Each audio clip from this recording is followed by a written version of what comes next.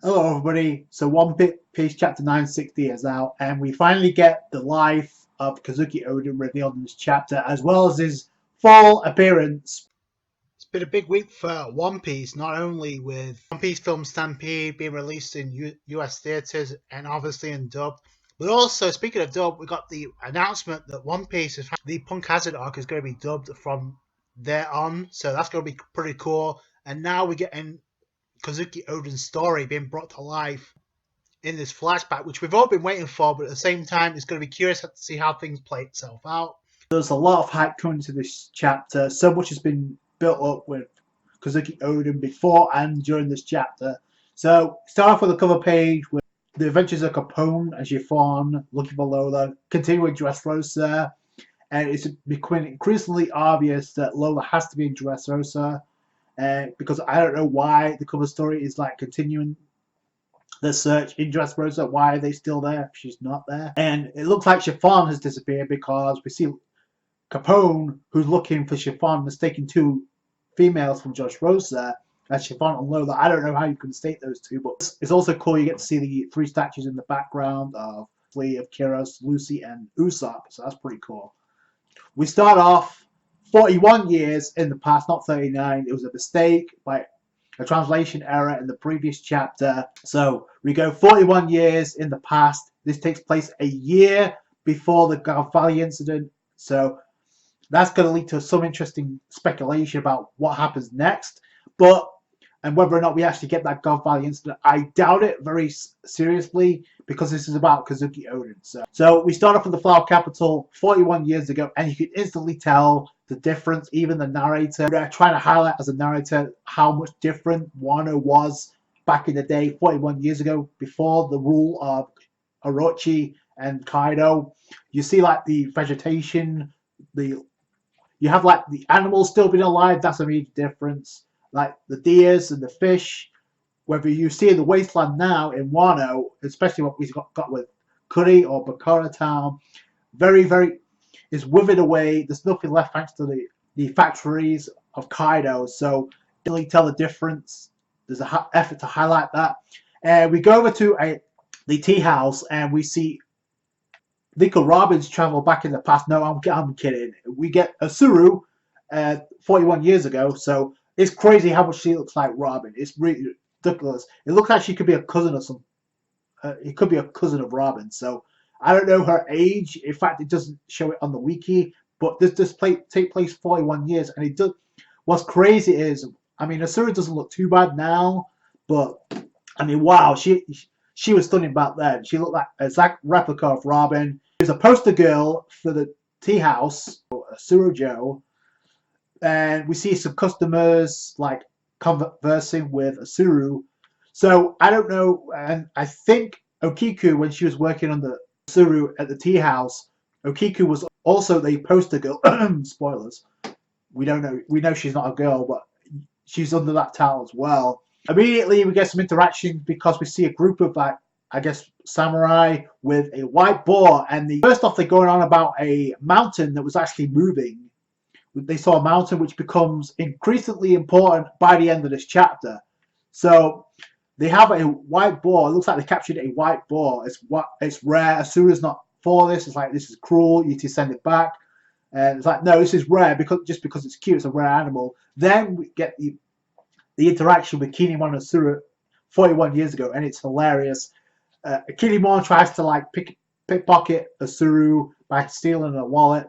She catches up. She's like, what the hell's going on? You snap my wallet. She grabs a hold of Kinemon, and instantly, not only her appearance resembles Robin, but also her personality, because the way she threatened Kinemon was exactly something that Robin would say.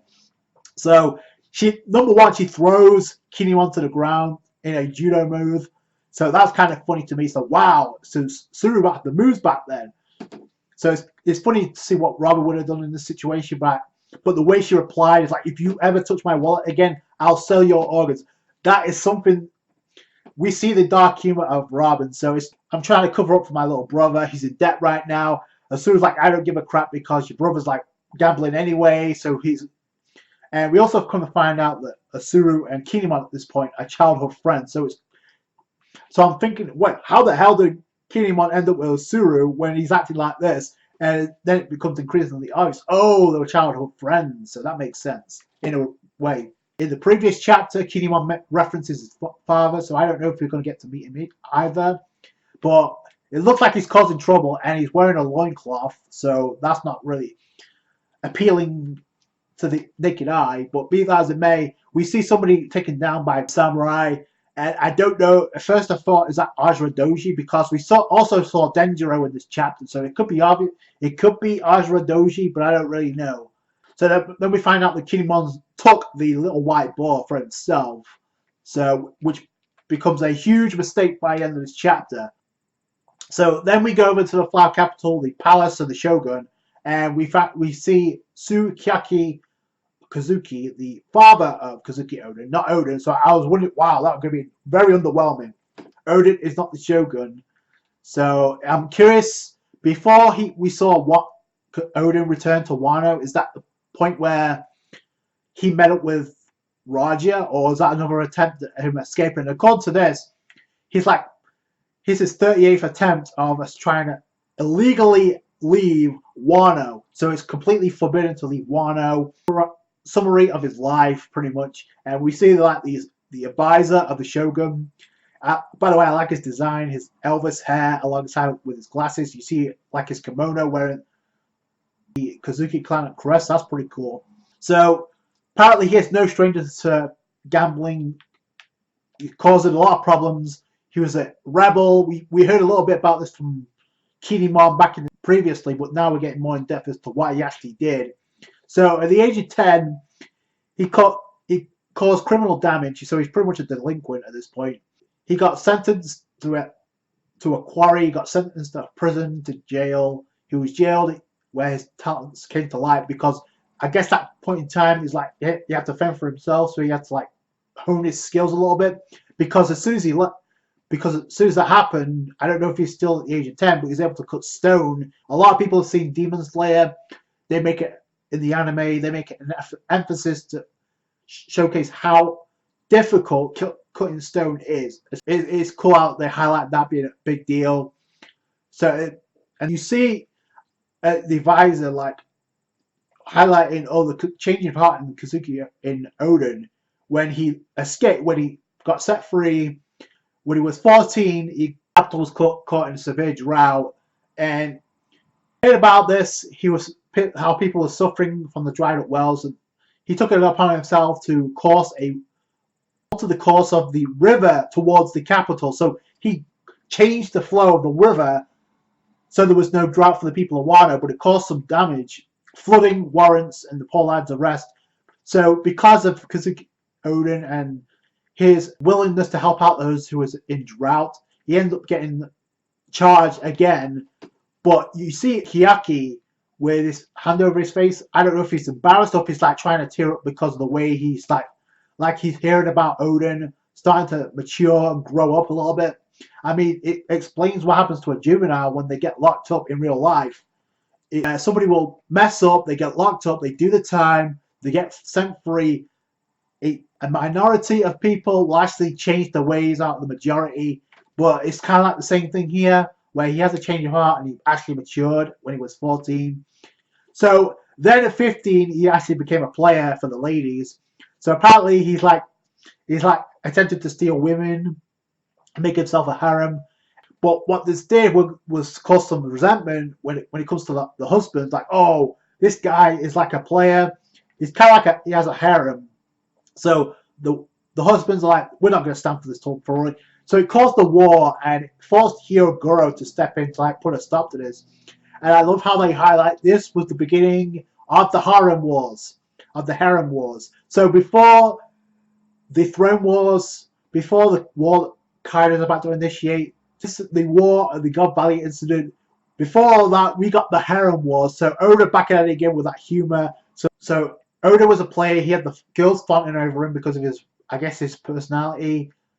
It caused a lot of problems, resentment, and it may explain why when he returned to Wano in the previous chapter, by the end, there's a lot of people say, "Oh, that trash is back again." Like they'll really putting Oden down. This was before he became the shogun, and this scene ends with, I guess, the advisor or the shogun handing the advisor a document, and it could be a recommendation for Oden wanting to become a shogun. If that's the case, this event would take place before Oden meets up with Raja when he was having that conversation a couple of chapters ago, because Oden said to Raja, "Oh, they want me back because they want me to become the shogun." Like, apparently this hasn't happened yet, so that's interesting that we get that bit of detail.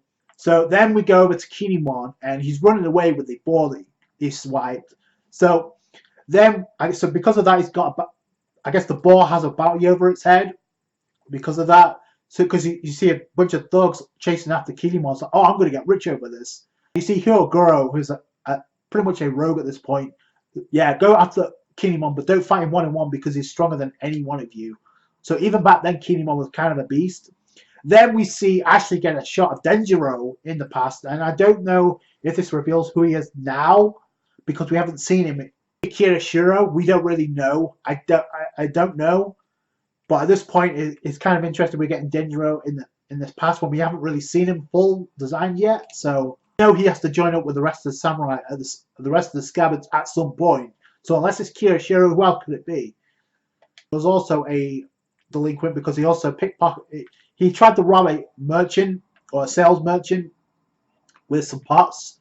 By the first time he's meeting up with Denjiro, but regardless, we go to a crematorium at the Flower Capital, and we see one girl is crying because her grandfather Katsuzo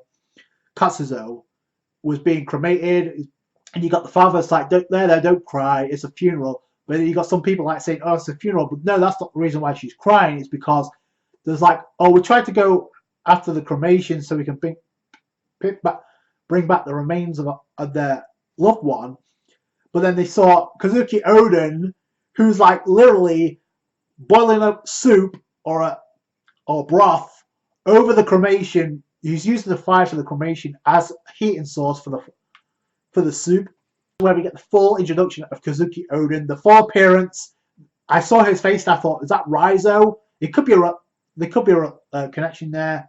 It's not funny at all because it's kind of disrespectful, especially over cremation, regardless of his reasoning. I mean, obviously times are tough, but it's like, wow, that's kind of messed up. It kind of paints the picture of Kozuki Oden being a dick. It's like, wow, how disrespectful. You're like gonna boil up soup while somebody's being cremated? Like, wow. But then it looks like, you don't see his facial expressions, but he's like drinking sake. But then as he's walking away, he's like, I'm sorry for this disrespect. We'll share a drink in the afterlife. So right there, okay, Oden like apologizes, and some of the girls like fawning over this, like, wow, this is so cool. I mean, really? I guess the land in the samurai is completely different than the normal way of life, but it's like still, as this is going on, you see like the remains it's looking back at Oden with the sake gourd. So that's pretty cool. We get to see Oden and his life being brought to light pretty much, and then we come to find out that there's a fire battle going on, but there's not really a fire. There's an attack of a monster, and it's like Papa Boar who's coming in for I guess his like white boar that is in the possession of Kinemon right now. So Wano's under attack. Kozuki Oden meets up with Kinemon and Denjiro, and he's like, give me that boar because he's about to do something. It is kind of cool how they're trying to hype up this boar to be like the god of the mountains. Like, it's been described as a mountain that's moving. It's the size of the mountain. I don't know if this is the size of Zunisha, but I don't know. It's like the size of the mountain, so that's pretty big. That's a pretty big deal. Either way, you see the residents of Wano hightailing it, except for Kozuki Oden. He's about to do something epic, hopefully.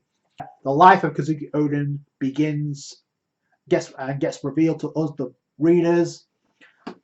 I think the Straw Hats have already been told this by Kinemon, but it was kind of glossed over, and you see the reactions. But now we're getting into detail. We're going to get certain aspects. Right now is obviously not the Shogun, but I'm pretty sure that letter is going to be the recommendation for him to become the Shogun because he has the tendencies. Even though he's still doing some immature stuff, he has the leadership. You can kind of see where the resentment comes in. Like the people saying, "Oh, this loser," especially when he's like trying to hit upon on the wives of Wano, yeah, you can, and you know he's going to become beloved, but at the same time, it's going to be crazy to see how we get there.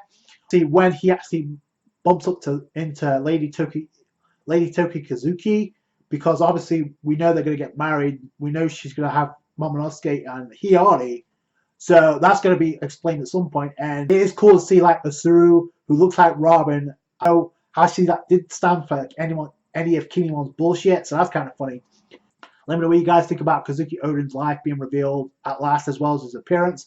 I don't know, with all this, it seems like there's going to be something epic, but I don't know if it's, to some it may be underwhelming, especially with all that time in silhouette.